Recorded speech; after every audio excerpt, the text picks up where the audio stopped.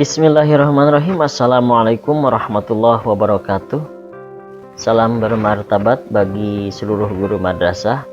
Kembali Anda bertemu dengan saya di channel Epa Mustafa, dimana pada kali ini saya akan berbagi tentang tutorial penyusunan rencana pelaksanaan pembelajaran atau RPP mata pelajaran PAI dan Bahasa Arab pada madrasah tahun 2020-2021. Bapak Ibu sekalian, pada tutorial ini saya akan membahas secara ringkas dan mudah-mudahan dapat mempermudah Bapak Ibu untuk membuat atau menyusun RPP di madrasah masing-masing. Untuk pembahasan ini saya mengawali dengan pengertian, ini hanya sebatas mengingatkan saja, mengingatkan kembali bahwa RPP adalah rencana kegiatan pembelajaran tatap muka untuk satu pertemuan atau lebih. Jadi RPP ini bisa dibuat untuk 1 kali pertemuan, bisa 2 kali pertemuan, 4 kali, atau bahkan lebih dari 4 kali pertemuan. Jadi kita bikin satu RPP itu bisa melebihi 1 pertemuan, bisa saja. Ini dasarnya dari pengertian. Nah, RPP yang baik tentu harus punya dasar.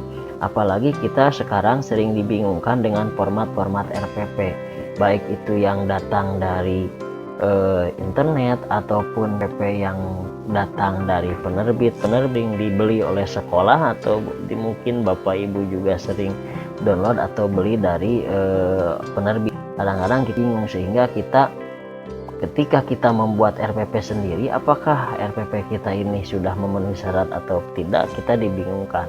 Supaya tidak dibingung apakah RPP kita ini sudah memenuhi syarat atau tidak, maka kita harus punya dasar. Apa dasarnya? Ini dasarnya. Dasar pembuatan RPP kita ini adalah Keputusan Dirjen Pendis nomor 5164 tahun 2018 tentang juknis penyusunan RPP pada madrasah. Kemudian yang terbaru adalah KMA nomor 183 tahun 2019 tentang kurikulum PAI dan Bahasa Arab pada madrasah. Ini dasar kita. Tentu kalau di dasar ini dijelaskan bagaimana sistematika penyusunan RPP. Di sini dijelaskan juga, di sini ada standar isi yang harus kita muat dalam RPP itu sendiri. Sebagaimana RPP itu mengacu kepada silabus, dan silabus pun tentu isinya itu mengacu pada ini KMA nomor 183 tahun 2019 tentang kurikulum PAI dan Bahasa Arab pada madrasah. Nah, oleh karena itu RPP kita harus berdasar kepada ini, sehingga kita tidak akan kebingungan karena kita punya dasar. Nah, singkatnya, untuk membuat RPP ini kita harus tahu komponennya, komponen dari RPP itu sendiri. Nah, dari mana ini komponen yang kita dapat? Kita dapat komponen itu dari KMA tadi atau Keputusan Dirjen tadi. Ada berapa? Nah, di sini ada 14. Apalagi Bapak mungkin kalau sudah pernah akreditasi di madrasahnya, pasti di sana ada poin-poin RPP yang memenuhi syarat itu harus ada berapa komponen. Nah, inilah yang pertama adalah identitas madrasah, komponen yang pertama. Komponen yang kedua, identitas mata pelajaran. Komponen yang ketiga yaitu atau semester. Kemudian komponen yang keempat, materi pokok. Komponen yang kelima itu. Komponen yang keenam adalah kompetensi inti. Komponen yang ketujuh itu kompetensi dasar dan indikator pencapaian kompetensi. Komponen kedelapan, tujuan pembelajaran. Komponen yang kesembilan itu materi pembelajaran. Komponen yang ke-10 metode pembelajaran. Komponen yang ke-11 adalah media pembelajaran. Komponen yang ke-12 adalah sumber belajar. Komponen ke-13 adalah langkah-langkah pembelajaran, dan komponen yang terakhir adalah penilaian. Ini adalah komponen RPP. Ketika RPP kita ini memenuhi komponen ini, maka kita tidak usah ragu lagi bahwa RPP kita itu sudah memenuhi syarat. Kenapa memenuhi syarat? Karena komponen kita ini mempunyai dasar, ini sesuai dasar yaitu KMA 183 dan keputusan Dirjen Pendis. Ini komponen-komponen RPP-nya. Adapun nanti formatnya memang beragam format, dan Bapak Ibu tidak usah bingung dengan keberagaman format dari RPP itu sendiri, karena RPP itu kita bisa membuat format sesuai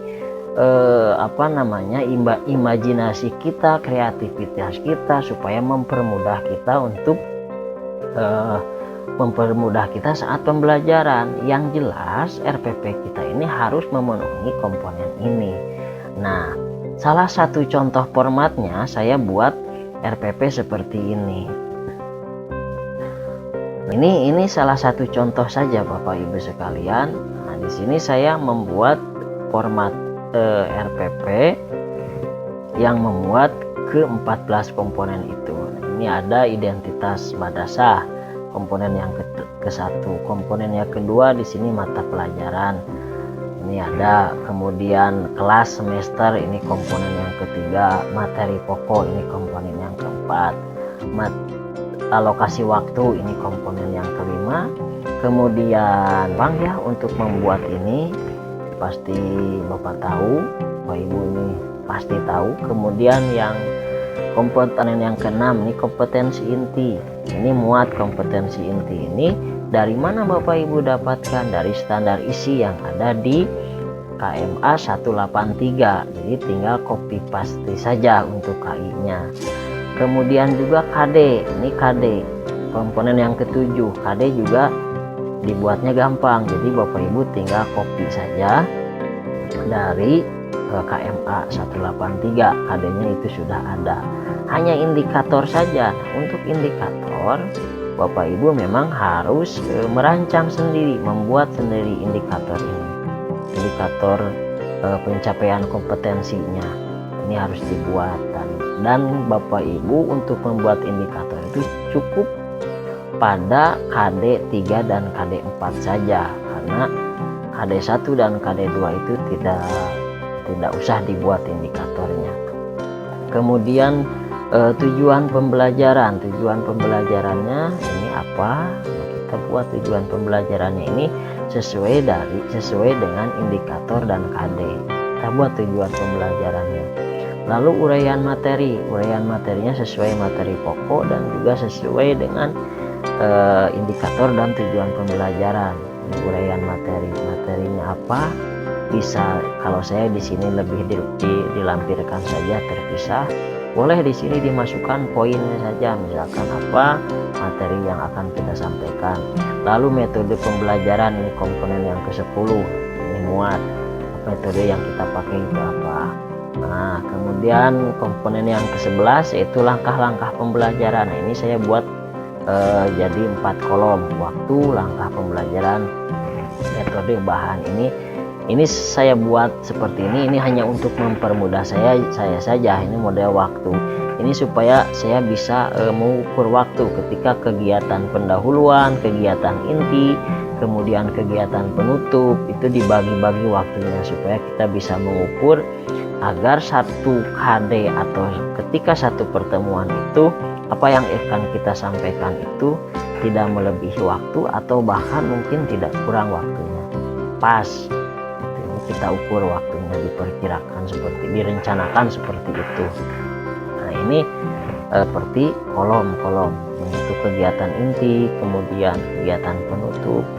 Ini. Lalu komponen media pembelajaran. Nah, ini saya muat komponen media pembelajaran. Media pembelajarannya apa? Kita muat di sini. Sumber belajarnya apa? Ini kita muat juga. Lalu penilaiannya seperti apa? Ini salah satu contoh format RPP yang bisa kita buat. Jadi intinya format apapun RPP itu harus mengacu kepada KMA 183, karena di KMA 183 itu ada KI, ada KD yang jadi landasan dasar ketika kita mengajar. Jadi bahan ajarnya di situ, materinya di situ. kalau kita tidak menyesuaikan dengan KMA tersebut, maka yang kita ajarkan itu sudah keluar dari kurikulum. Itu saja Bapak Ibu sekalian yang bisa saya sampaikan untuk tutorial kali ini. Mudah-mudahan bermanfaat dan bisa mempermudah Bapak Ibu sekalian untuk membuat RPP. Terima kasih sudah mau menonton video saya. Dukung channel saya supaya terus saya bisa berkreatif dan berkreasi lagi tentang tutorial-tutorial selanjutnya. Tunggu saja tutorial selanjutnya di video yang akan datang. Jangan lupa like, share, dan silahkan subscribe channelnya. Wassalamualaikum warahmatullahi wabarakatuh.